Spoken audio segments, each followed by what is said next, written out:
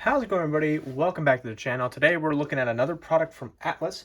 We're looking at an Atlas -8 40 CW locomotive in the Conrail quality paint scheme number 753, and we're going to be looking at it here today on Elvis Junction Reviews.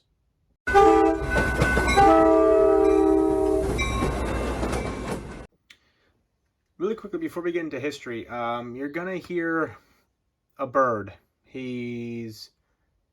I guess he has a net. I guess it has a nest in a tree and near my house, and it just keeps going off, and there he is. So I apologize. You're just gonna have to ignore him I'll try to talk over it as best as I can. But anyway, so now onto the history. The General Electric -840 CW is a 6-axle diesel locomotive built between 1989 and 1994. The locomotive had 4,000 horsepower and was built with GE's new, at the time, safety or wide cab. The first wide cab -8 was built in December of 1989 for the Union Pacific. In total, GE would build just over 750 -8 CWs. Like most GE locomotives, the -8 saw continuous upgrades over the course of its production. For example, later Conrail units were built with split cooling systems for the turbocharger and engine cooling. The later units that were delivered to Conrail between 1993 and 1994 were equipped with GE's Integrated Function Displays, or IFD for short, which it essentially used LCD screens instead of analog displays to show and monitor the locomotive's status and systems and functions. Now, our locomotive here, Conrail 753, was built in November of 1994, so it was one of the last -8s to ever be produced. After the Conrail split up of 1999, the locomotive was renumbered to NS 8448. She kept her original paint until 2008, when she was repainted into the Norfolk Southern's horsehead scheme. Now, unfortunately, like most -8s, she's been either scrapped or placed in storage as of 2018, and I'm not sure if it has actually met the scrapper's torch or is still sitting somewhere in a deadline or at some yard on the NS's system. Now, in terms of actually seeing a -8, I have seen a couple of -8s. I've seen BNSF's -40 BWs, which are the 4-axle versions of the -8, and I have seen one 6-axle -8, and that was CSX 7823. That was back in Sacramento in 2022, and it was on a BNSF trackage rights train. Now, with history out of the way, let's get into some details, starting with the front. Alrighty, so looking at the front of the locomotive here, starting at the top, working our way down to the bottom as we always do. Let's focus on the forehead. Starting at the top, you can see a grab iron just above the forehead mounted headlight, which is right here and does operate when the locomotive is in motion. There are 2 white grab irons just above the windshield here that cover the openings, or at least where the inserts of the windshield wipers are, and you can see 4 right here, 2 on either windshield right here and here. Up here on the nose, if we focus, we have 2 grab irons just above the nose right here. The sand filler hatches are 1 right here and 1 right here, and 2 long grab irons that go on the angled part of the nose here. Now, just like NS, Conrail had forehead mounted headlights as opposed to nose mounted headlights like CSX or UP or BNSF. So as you see, there's no headlight right here. There are 2 red marker lights, 1 right here and 1 right here. Those marker lights would be affectionately known to rail fans as the bug eyes. They do not light up when the locomotive is in motion, unfortunately. We have the number boards just below the bug eyes, right here and right here. They do light up when the locomotive is on, when it has power. We have a door right here, which is very nice indeed. It has a little window right there. We have grab irons that work their way from the top of the nose down to the walkway. And then you can see the lovely Conrail quality on the nose of the locomotive here. There is the walkway light, our handrails right here. And as we focus on the anti-climber right here, you can see the ditch lights, which are low-mounted pilot ditch lights right here. They do flash and they do turn on when the locomotive has power. We have an MU cable right here, and you can just see the coupler cut bar right here, as right there, and right here the handles. 2 grab irons right here on the top of the snowplow, right here and right here. 3 MU cables on either side of the coupler right here and right there. You can just see the one hiding behind the other one. There's the air brake hose, and there's the snowplow and our knuckle coupler right here. All right, so now let's look at some rear detail. Looking at the rear of the locomotive, we have a grab iron right here on the top of the radiator section right there. Here is our rear mounted headlight that does operate when the locomotive is reversing. We got grab irons that go from the top down to the walkway here. The number boards that also light up as the locomotive is in motion. The non-operating marker lights, or bug eyes if you want to call them that. We have a sand filler hatch right here. Another Conrail quality stencil right here. The rear walkway handles, and you can see a little step here. There is the walkway light, another MU cable right here, the coupler cut bar right there, our coupler, our 3 MU hoses on the right side, and our 3 MU hoses on the left side, and there is the air brake hose. All right, so now let's look at some side detail. Looking at the side, the conductor side more specifically, you can see the steps that lead up to the forward walkway right here. A nice F to indicate that this is the front of the locomotive. The GE logo right here, and this is the number. This is the builder's plate right here. We have the number on the side of the cab, 753. Here are the 3 windows on the side of the cab, and you will notice these 2 holes here.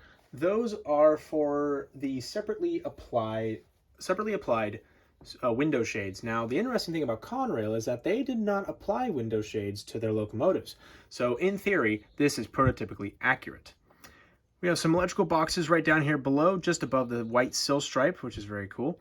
Here is the jack pad, and here's the truck detail. You can see a device that tracks your speed better. There is the bell right there. You can see the sand tubes to drop sand onto the rails. Here is the AC unit, and you can just see the rear windshield wiper here for the rear window of the cab there. Moving the locomotive along, you can see the 5,000-gallon fuel tank right here, and you can see the beautiful Conrail quality logo with the original can opener logo encircled by a ginormous Q right there. And you can see the Leslie RS3L horn right here and the small exhaust stack right there. Moving the locomotive along to the radiator section, you can see the rather thin looking radiator. The later variants of this style of locomotive, like the Dash 9 AC44, they had slightly thicker radiators to accompany their larger horsepower and need for cooling the engine better. Here's our rear truck, and you can see an actual metal chain right here for the brake system right here. There's our rear jack pad. You can see illegible writing right here. There's the hand brake or parking brake, whatever you want to call it. And there's that right there is that that grab iron that I mentioned earlier. And you can see the rear steps to the rear walkway there. It's pretty much the same on the other side of the locomotive, minus the handbrake and the AC unit. We do have an extra, here's a few doors to open up into where the actual electronic components of the locomotive are. You can see another builder's plate right there. And as we move along the locomotive this way, you can see the air tank reservoirs right here for the air brakes of the locomotive. Another nice look at the Conrail quality logo right there, which is I love that logo. And it just looks very nice overall. I really like this locomotive. All right, so now let's look at some roof detail. Looking at the roof of the locomotive now, you can see a couple of antennas right here on the roof of the cab. And you can just see it, but there is a safety tread on the roof of the cab here. I mean, I can feel it. I don't know if you can just see it. We have a couple more hatches right here up above. And now we can get a better look at the exhaust as well as the Leslie RS3L horn right here. It's very nice. And you can see the radiator section here a little better as well. Very nice indeed. All right, so now let's go into the sound demo of this video. Alrighty, so we have the locomotive here up on the test track. So let's go ahead and put some power into the system here.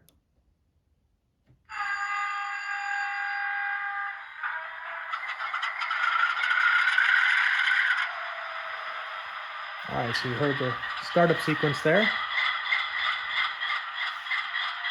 turn on the light, that is F0. There you go. F6 for low sound is the ditch lights. F1 is the bell.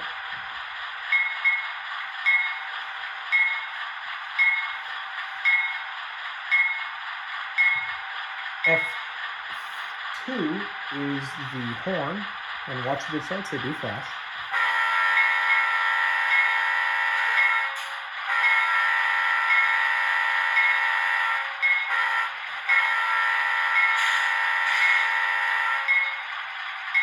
I'm not sure if the bell will go off by itself.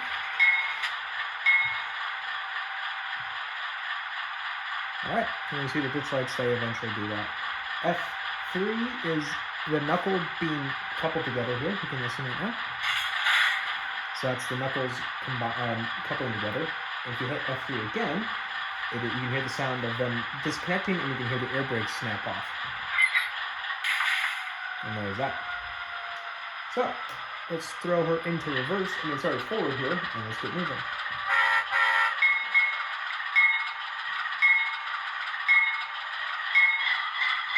And there's her revving up. Kind of like a real locomotive would do. There she goes.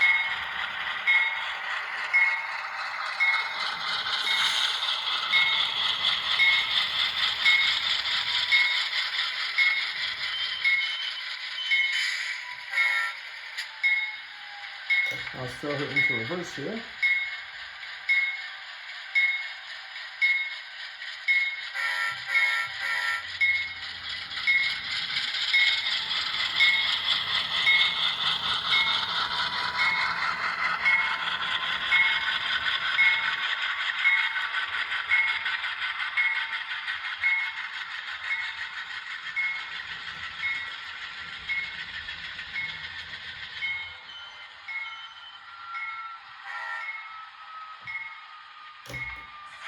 Now we'll bring her back and we'll finish up the review.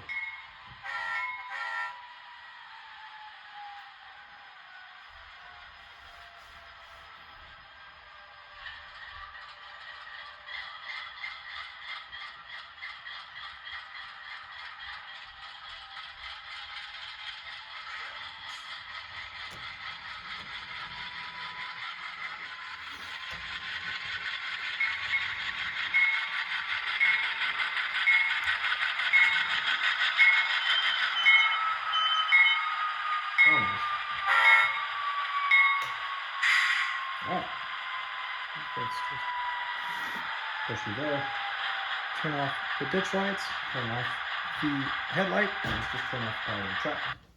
And now let's get into my final thoughts. So overall, I think this is an amazing locomotive. I had no problems with it.